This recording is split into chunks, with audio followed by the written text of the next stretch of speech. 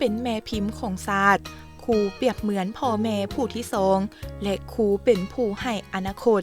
วิทยาคารการแพทย์กองทัพแม่นสถาบันการศึกษาสูงสุดด้านวิชาการการแพทย์ของกองทัพประชาชนลาวมีหน้าที่เป็นเสนาธิการการค้นคว้าการเรียนการสอนสายการแพทย์ทุกระบบทุกขั้นนับแต่ชั้นต้นชั้นกลางชั้นสูงปริญญาตรีปริญญาโทให้แก่พนักงานนักรบที่เข้ามาศึกษาหำเฮียนอยู่วิทยาคารแห่งนี้เพื่อตอบสนองพนักงานการแพทย์ให้บรรดาห้องหมอของกองทัพประชาชนลาวในโอกาสวันครูแห่งชาติ7 ตุลานี้สหายพลจัตวาหองศาสตราจารย์อาจารย์ปริญญาเอกจันทร์สมรมหาวงศ์หัวหน้าการทหารวิทยาคารการแพทย์กองทัพให้สัมภาษณ์ว่านั่นคือพวกเราได้พูดนำกันแล้วว่าในทุกๆระบบการศึกษา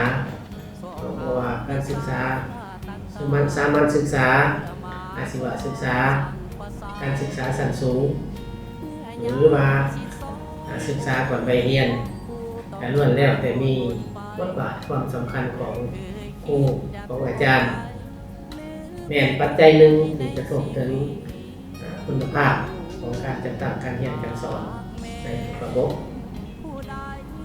คือว่าอยากสร้างบุคลากรในคุณภาพในทุกโครงการเรียนการ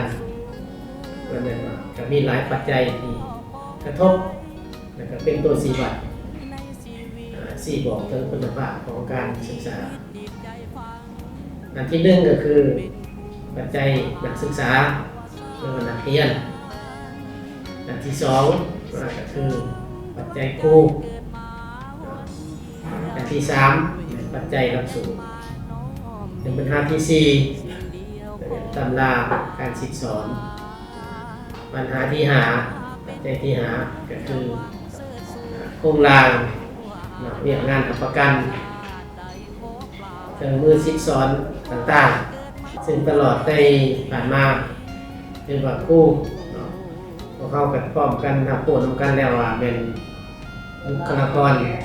เป็นภาษาของศาสตร์เป็นแม่พิมพ์เป็นพ่อแม่คนที่สอง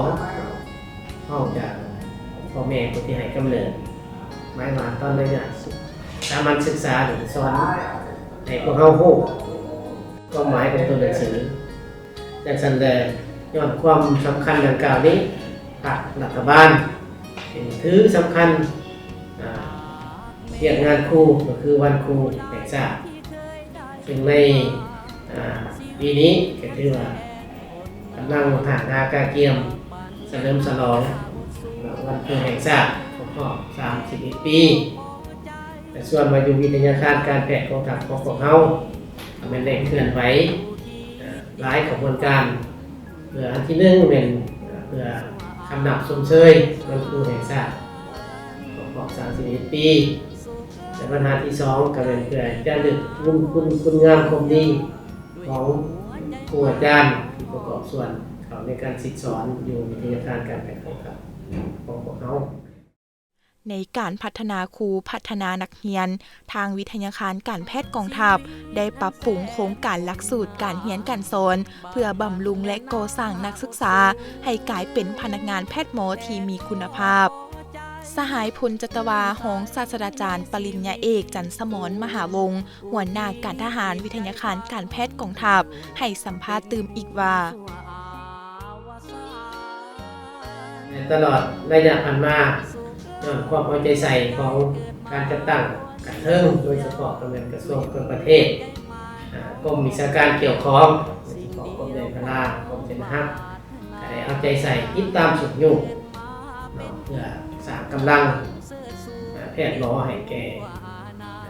เรากรมเจนฮักขับใส่กองทัพขับใส่ประชาชนถือว่าได้นับแต่ระยะสร้างตั้งวิทยาการมาปัจจุบันพวกเขาก็เป็นได้สร้างพนักงานแต่ละหลักสูตรแต่ละระบบออกขับใส่กองทัพขับใส่สังคมหลายรุ่นแต่ก็ได้รับการตอบรับจากสถานการเหตุเบียดต่างๆในคันแถวกองทัพก็คือการขับใส่บริการตรวจเช็ค สุขภาพบริวัติสุขภาพในนายและพลทหารก็ถือว่าได้ดีสมควรผลสำเร็จดังกล่าวอันที่1ก็เป็นย้อนความเอาใจใส่สีนำพาและให้การอุ้มชูช่วยเหลือจากการจัดตั้งอันเทิงโดยเฉพาะกำเนิดกระทรวงการประเทศกรมแรงงานการและกรมเชียงรายอันที่2มาย้อนความเอาใจใส่ของคณะพรรคคณะบรรษาและกับครูอาจารย์ทั้งหมดของครูอยู่วิทยาคารครูประกอบส่วนที่สอนในตลอดระยะผ่านมาและมาฮอดปัจจุบันนี้ถือว่าครูร่วมสอนในบรรดาหลักสูตรของวิทยาคารการแพทย์ของเราปีนี้ได้เป็นหลายกว่า100สหายในหันและขัดปริญญาเอก6สหายแล้วก็ห้องศาสตราจารย์ก็5สหายขันปริญญาโทก็หลายกว่า40สหายและนอกจากขันปริญญาตรีแล้วก็อาจารย์ขันสูงบรรดาสหายอาจารย์ดังกล่าวนี้นอกจากการเคลื่อนไหวศิษย์สอนภาคทฤษฎีภาคปฏิบัติตัวจริงนำพาหัดแอบอยู่ภาคของหมอแต่ก็ยังได้ประกอบส่วนค้นคว้าวิทยาศาสตร์แต่งบทสอนสายเอกสารแม่แต่ก็ได้ดีสมควรแต่พร้อมกันนั้นก็ยังบ่หยุดยั้งในการเรียนรู้การแต่งบทสอนการเรียนรู้ยกระดับตนเองให้ดีขึ้นเพื่อสอบหาความรู้อันใหม่สอบหาวิธีวิทยาอันใหม่สอดคล้องกับยุคสมัยปัจจุบันเพื่อศิษย์สอนให้นักศึกษาเข้าใจง่ายทำบทเรียนแน่สามารถเฮ็ดได้เฮ็ดเป็นภายหลังเรียนจบของจากสถาบันการศึกษาแห่งนี้ฉันได้โอกาสมาหากาเกียมเฉลิมฉลองวันครูแห่งชาติของพวก31 ปีนี้ถือว่าวิทยาการการแพทย์กองทัพของพวกเราได้พร้อมกันจัดตั้งสร้างกระบวนการปิ่นอ้อมเป็นต้นกระบวนการศิลปะวรรณคดีกระบวนการกีฬาแต่พร้อมกันนั้นพวกเราก็ยังได้กระตุกสุขอยู่สร้างกระบวนการเรียกว่าสอบหาเลือกเฟ้นเอาครูอาจารย์ผู้ที่สอนดีสอนเก่งคัดเลือกในย่อสรรเสริญนำใจความผิดชอบของครูในโอกาสวันครูแห่งชาติโดยพรบรรดาทานบรรดาสหายจงมีสุขภาพแข็งแรงมีพลานามัยสมบูรณ์สืบต่อและยกสูงให้ความสำคัญบทบาทของครูบทบาทของแม่พิมพ์แห่งชาติบทบาทของบุคลากรยุทธศาสตร์ของชาติสืบต่อสี่นำพาประเทศชาติเติบใหญ่แข็งแกร่งอย่างนั้นแหละ นอกจากนั้นทางวิทยาคารการแพทย์กองทัพยังสืบต่อปรับปรุงแบบแผนวิธีเฮ็ดเวียกของพนักงานแต่ละคันให้ถูกต้องยกสูงความรับผิดชอบหน้าที่การเมืองของตนสืบต่อถ่ายทอดความรู้ความสามารถให้บรรดานักเรียนนักศึกษาสร้างนายและพลทหารให้ฮู้นำใส่บทเรียนที่เรียนมาเข้าในเวียกงานปฏิบัติตัวจริงให้ได้รับมากผลสูงอาจารย์วิทยาคารการแพทย์กองทัพให้สัมภาษณ์ซึ่งบางตอนได้ว่าโดยอิงใส่มูลเสื้อของนายครูคำที่ผ่านมาข้าพเจ้าได้ปฏิบัติหน้าที่ผมเป็นครูรวมทั้งเป็นหมอบินปัวมาได้18 ปีเนาะโดยเริ่มจากที่สอนชั้นต้นขึ้นชั้นกลาง2 รุ่นชั้นกลางขึ้นชั้นสูง4 รุ่นและปริญญาตรี11 รุ่นรวมนักศึกษาก็เกือบเข้าอยู่1,000 กว่าคนเนาะอันนั้นเป็นที่ข้าพเจ้าได้ปฏิบัติในตลอดระยะผ่านมาในอาชีพของตัวเองโดยเห็นได้คุณค่าและก็มูลเสื้อของนายครูคำเนาะตัวเองได้พยายามมาพัฒนาและก็อุทิศตัวเองเพื่อประเทศชาติเนาะก็คือรุ่นสืบทอดของนักศึกษาการแพทย์ของเราและตัวเองก็ได้สูมสติปัญญานำเอาความรู้ความสามารถจากปฏิบัติตัวจริงอยู่ห้องหมอเนาะในอาชีพครูข้าพเจ้ามีความรู้สึกอย่างลึกซึ้งในอาชีพของครูเนาะเพราะว่าอาชีพของครูนี่มันสุดที่สำคัญเนาะพิเศษเจ้าที่สอนอย่างกระสอนแต่ว่ามันต้องมีผู้สอนก่อนนั้นอาเคินมาความเป็นครูนะ อาชีพครูนะจะสอนคนให้คนต่อไปมีอาชีพต่อไปนะมันมีความสำคัญเป็นพิเศษเนาะเหมือนกับคือเฮาปลูกต้นไม้หรือว่าเฮาหว่านแกนพืชอะไรไปเนาะต่อมามันก็จะปงเป็นต้นพืชและเป็นรากแล้วก็เป็นแกนแล้วก็มีผลประโยชน์ให้แก่สังคมเนาะเหมือนกันฉะนั้นอาชีพเป็นครูนะข้าพเจ้ารู้ดีว่ามันมีความยุ่งยากโดยเฉพาะในประเทศของเรา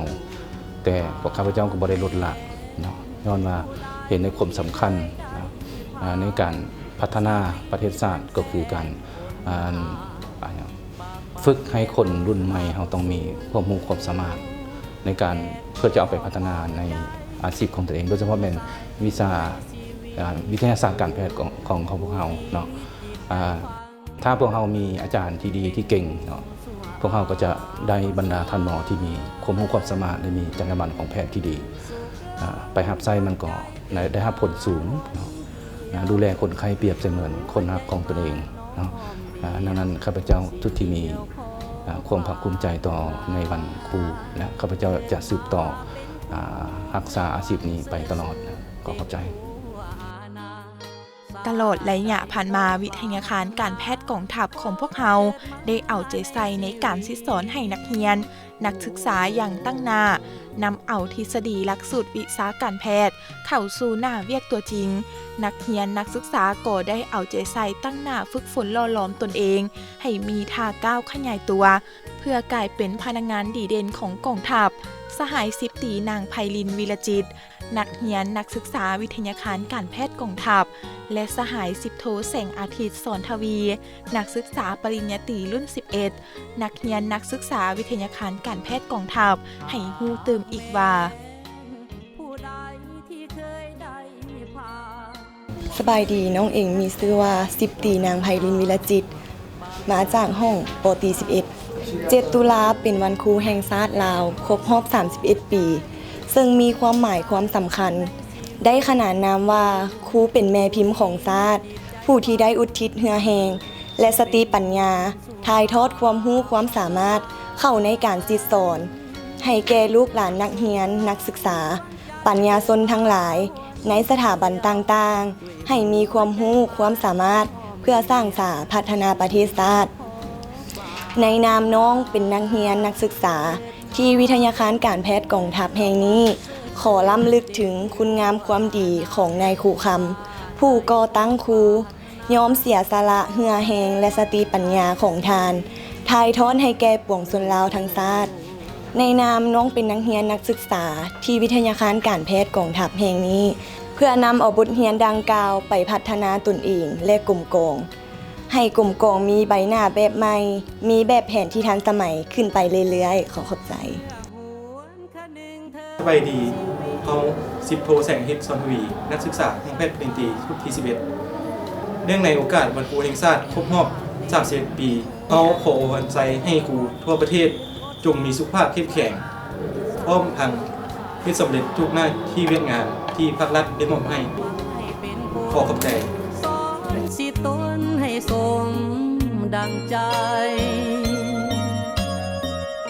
อีกนั้นคู่ยังดินหนทุกอย่างสอบหาวิชาต่างๆเพื่อมาสอนสั่งประสายเมื่อยามสิสอนอกเอ๋ยของครูต้องสู้